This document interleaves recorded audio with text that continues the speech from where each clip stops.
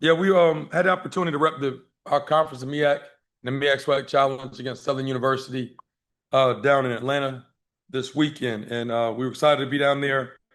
Um, Obviously, great weekend, great venue, a lot of fan support down there, and I thought our guys we got out to a fast start offensively, and I thought I was hoping our defense was gonna come out and answer the bell as well. Didn't tackle as well as I would like, and obviously first game of the year, that's gonna be the biggest thing that shows out is tackling. And did not think that we did a great job of tackling all in the first half. We gave up 4 explosive plays for 194 yards, which is unheard of. Went in, made some halftime adjustments. I thought our defensive staff and defense coordinator, Coach Thompson, made some great halftime adjustments. We came out, settled down, played much better in the second half, and then got an opportunity to get out of there with a victory. But overall, a lot of good that we could take away from this game. Usually, the first game of the year is really sloppy as far as penalties, bad snaps, and missed tackles, obviously. So I thought, it wasn't an overly all sloppy game, but obviously tackling was an issue, and we have to work on that quite a bit this week to have an opportunity to win this weekend. All right, Coach, thanks for those comments. Want to give the media a chance. Lawrence is first up deck. Lawrence. With the new core of running backs and you had a couple new offensive linemen, was it really a goal of yours to really establish the run early on offense? Well, our offensive line is for the most part the same as it was last year. We just have a couple additions, but as far as the core, those 4 or 5 guys are still the same. Obviously, we have a new Christian Mosley is our starting running back. He started for us last year. I mean, excuse me, he played along Jamari Taylor last year. Uh, Obviously, he didn't get nearly as much playing time as he should have, and we probably should have got him a whole lot more carries last year. But such is life. But he had an outstanding day, unbelievable day rushing the ball. Then when we brought AJ Rogers in, then he kind of picked up where Mosley left off. And AJ's more of the power back, more of the downhill guy. And then we went Maggio, and I think Maggio had an exceptional day. He's a guy that's been the guy, been in the program and doesn't say much to do what he's asked to do. And he's been a surprise this camp. So it's good to see that those 3 guys have some success running the ball. And like I say all the time, it starts up front. I thought the bigs up front did a great job of controlling the line of scrimmage. I mean, we were knocking folks off the ball, and I was very, very, very proud of them. Coach, can you just talk a little bit about what was the level of focus in the offseason? Well, I mean, you got 2 big challenges to open up the season. Do you feel like that added an extra sense of intensity a little bit that we needed to get things right now as opposed to kind of having a chance to play around and not play around, but tinker with some things at the beginning of the season? Well, the guys knew that we had a tough schedule starting off. We always worry about the first game, but our non-conference schedule is always very challenging. So we have to come out the gate starting fast. And obviously, whenever we play in a non-conference opponent, especially the SWAC, we want to put on a good showing and play well against those people. Obviously, we have New Hampshire coming in this weekend. They're traditionally a top 25 team. We went up to their place 2 years ago, I think 2022, and played them.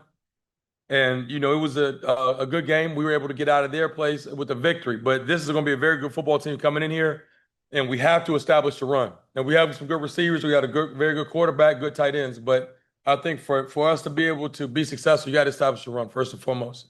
How is having Davius back in the program impacted Walker? Different relationship now. Instead of big brother, little brother, it's player coach. How has their relationship evolved? They've got a great relationship. They understand, how to communicate. And then obviously both of them playing under Coach Leone, they know what's expected from an offensive coordinator and how we want to attack people.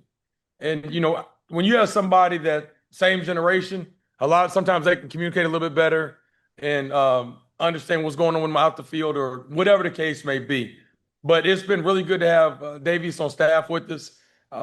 He's not in the game planning yet, but he can coach whatever we need him to coach, through our philosophy. But it's good to have him in the building. He did so much for our program. The least we could do is, give him an opportunity to get a job here and be a full-time coach and have his room. So we're excited to have him on staff. He's done a great job with the quarterback room thus far. And, I'm expecting big things from those guys. When it comes to relationships, Walker and Chance, having played together in high school, now doing it again in college, how tight are those two? Well, we have a very close-knit team aside from whatever. There's a lot of things that we do as far as team building and bonding that we do in the off season. So a lot of guys from various positions get an opportunity because how many times are the receivers around the D linemen or the DBs around the O linemen? So there's a lot of groups that we get into and try to do stuff with team bonding. But when the skill guys, as a receiver, if you want to get the ball, you better be close with the quarterback if you want the ball. But those guys, like you said, know each other since high school. Both of them are laid back individuals from the same area. Very good young men, and both of them are competitors, and both of them work extremely hard. So when Walker wants to throw the ball in the offseason, of course, makes a quick call to Chance, and you'll see him out on the field in the mornings, late at night, throwing the ball. When it comes to team bonding, how did your summer excursion with the Durham Fire Department come together? Who are all the people that put that into play? Oh, Coach Iverson here helps us with our player development, and he does a lot of things with our guys aside from football and team building and things of that nature. So we reached out to them and collaborated with them and took them over there. It was a heck of a workout. The building, I think they went up was 4 or 5 flights with all the fire gear on.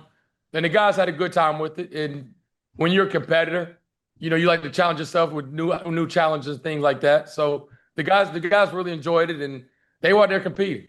Now, I hope they don't call my team to put the fire out if my house is on fire, though.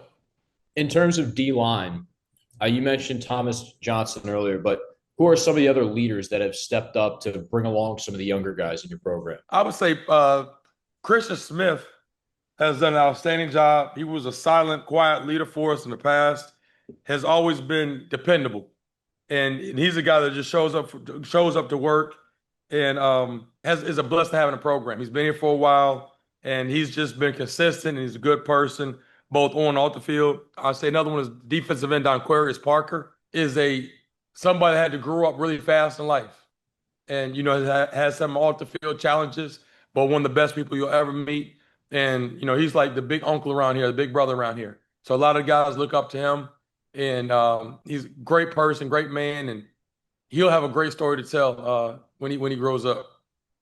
Great. Last question for me, Coach. Have you talked to Joaquin at all since he got signed by the Broncos, and how's he doing? Oh, he's doing well. When they had some time off in between their OTAs, he came back and he was working out here with the guys, just sharing some thoughts and experiences with the guys. And I don't bother much while he's there, but he's doing well. He talked about the playbook. It's a little different. They have a lot more verbiage than we did here within their program. But he's excited, he's working hard, and thinks he has a good chance of making the roster. Just want to ask you, after the win the other night and in the past, day and a half, how many pats on the back and that your guys got, and how many will you allow before you kind of temper that down and get them back to the grind? Well, we had yesterday off, so we give them about 24 hours. Yesterday, I hope that the mamas and aunties and the uncles and everybody finish their texting, because we got to go out here and practice at about 4:30 today. And that's over and done with. We're done with Southern University. We have a very, very, very good New Hampshire team coming in here. And that's my responsibility when it comes to coaching, to make sure these guys shift gears and are focused solely on this next game. That MEAC SWAC stuff is over with. Are there any other questions for Coach? Seeing none, Coach, as always, thank you for your time. Really appreciate it. Thank you, Maurice. If I could, you all would, support us out there. Fuel the streak. We have a Fund the Future as a campaign that we've kicked off after the MEAC SWAC Challenge. We would love for everybody to jump on board and be supportive of it. And it's all about the student-athlete experience here at North Carolina Central University. So thank you all, media. Thank you all for support, for following us, and look forward to seeing you all this weekend.